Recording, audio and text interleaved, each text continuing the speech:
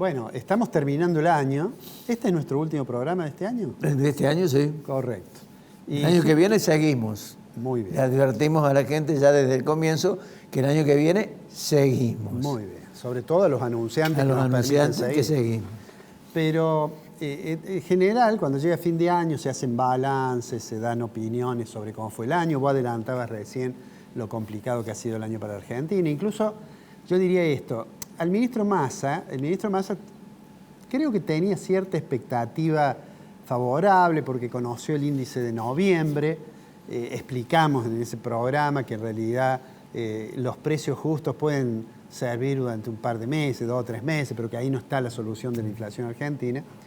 Pero si hacía falta algo para que tuviese una nueva preocupación, es lo que mencionabas respecto de la decisión de la Corte, reconociendo que no era correcta la detracción que le habían hecho de la coparticipación federal y disponiendo que el gobierno nacional debía transferirle a partir de ese momento, todos los días, como corresponde según la ley nacional, la ley de coparticipación federal, el Banco Nación debía entonces cumplir con el porcentaje que le indicaba la Corte.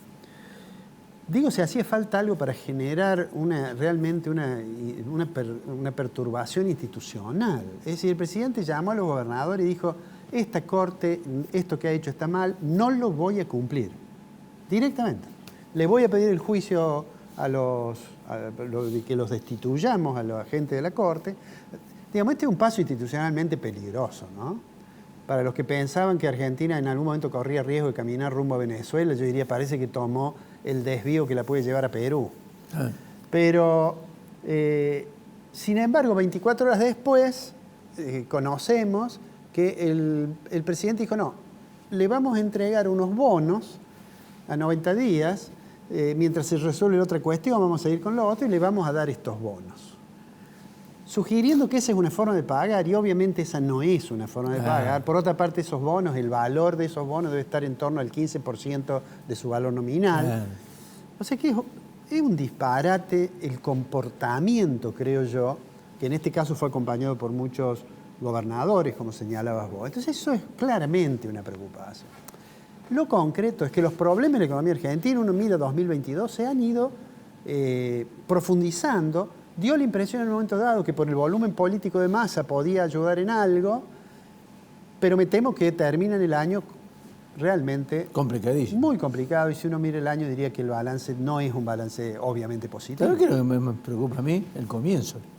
Lo que va a ocurrir para 2023. Bueno, hablando de comienzo, ¿cómo empezó este año? Porque da la impresión que hace mucho tiempo que Martín Guzmán, el alumno de Stiglitz, el profesor de Columbia University, asumió. Esa es la foto de cuando asumió. Claro. ¿Cuánto tiempo fue ministro Martín Guzmán? Tuvo un periodo de ministro, yo diría, no quiero equivocarme, quiero ver que acá me anote exactamente cuántos días estuvo.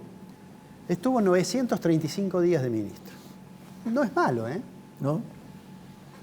Te voy a mostrar quiénes son los ministros que del 83 para acá tuvieron más días como ministro. Le voy a pedir al director que pongamos esa placa. Cavallo estuvo 2000 días como ministro. Surruil, el autor del Plan Austral durante la presidencia de Raúl Alfonsín, estuvo 1500 días. ¿Te acordás? Bueno, finalmente se fue un día que Angelos le pidió en público la renuncia, ¿no? Sí, Digo, que se vaya, sí, recuerdo. Roberto Labaña tuvo 1300 días. Y Roque Fernández, 1200 días.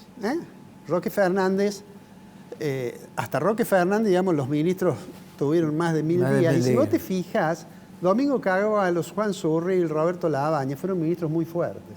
Y además fueron ministros de decisiones, cuando se habla de gradualismo o shock, que es una discusión que no tiene mucho sentido, pero más inclinado a pensar de que fueron de shock, ¿no? Bueno, Duhovne, 960 días, y Martín Guzmán un poquito menos. Si hubiera tenido 25 días más, hubiera pasado al 5º lugar. Martín Guzmán, con sus 935 días, cuando asumió, la imagen que tenía era la imagen de un académico.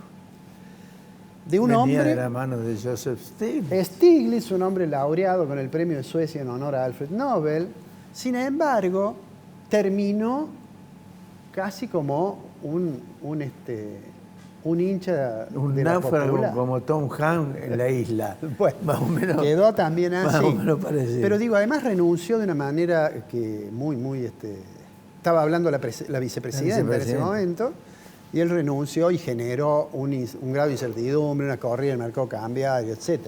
Allí fue cuando el presidente Fernández, que tiene esa capacidad para mutar muy rápido, ¿no? No solo lo que piensa, sino también lo que hace, Sí. que convocó para decir, empieza una nueva temporada, es como si fuera una primavera. Convocó una ministra que es Florida, que es Silvia Batakis. Sí. Silvia Batakis, bueno, todos recordamos esa imagen, ¿no? De esta peculiar forma de vestir de... Parecía un vivero. Bueno, ¿qué es lo que hizo? Lo primero que hizo, se acababa de ir Martín Guzmán con un relativo escándalo. Lo primero que hizo, su primer declaración pública, poco tiempo después que terminó de aplaudir allí el presidente, le pusieron un micrófono y dijo, el plan económico es el mismo. Cosa rara, ¿no? Porque uno va a reemplazar a un ministro en el momento que hay una gran perturbación en los mercados y decir que va a hacer lo mismo. Bueno, eso obviamente no le creyeron mucho. Pudo viajar a Estados Unidos a decir de que el plan iba a ser el mismo y reunirse con gente del Fondo Monetario Internacional y darles tranquilidad, digamos, la cosa se va a encauzar. Y cuando volvió ya no era ministro. Out. ¿No? Estuvo, si no me es infiel la memoria, 24 días de ministro. Se fue Batakis y entonces llegó, obviamente, una persona de mucho más volumen político, no necesariamente de mayor credibilidad, Claro. que fue Massa. Asume Massa. Todos recordamos, porque el acto de asunción de Massa debe ser uno de los pocos actos que ha tenido como el rasgo así de un lanzamiento de campaña. Sí. Allí le dio la mano cariñosamente al presidente. El presidente hizo mutis por el foro y él quedó en el medio de los cánticos atendiendo a sus partidarios y a los periodistas y daba la impresión de ser un acto de asunción de un primer ministro.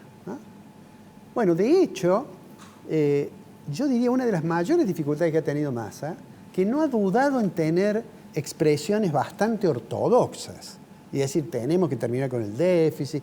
Sin embargo, ha tenido que lidiar con que desde su propia coalición de gobierno le han ido surgiendo críticas cada vez más fuertes. Y decisiones del gobierno que le traen perturbaciones. Si no, miremos lo que pasa hoy con el mercado cambiario. Tenemos el dólar, digamos, estamos grabando 14:30, todavía no cerró el mercado, pero seguramente esta noche, cuando veamos las noticias y cuando este programa salga al aire, vamos a ver que el tipo de cambio caminó en torno a los 3.50 en el mercado. 3.56. O 3.55. En Córdoba, 3.56. Bueno.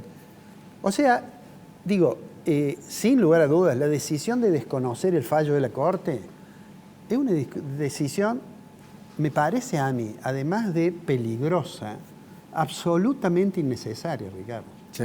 Porque ese nivel, porque el argumento no está en el presupuesto, es un cuento. No. Es un cuento. Todos sabemos que el presupuesto en Argentina, y en particular con este gobierno, se ha transformado en un hecho, yo diría, casi protocolar de presentar un presupuesto. Claro.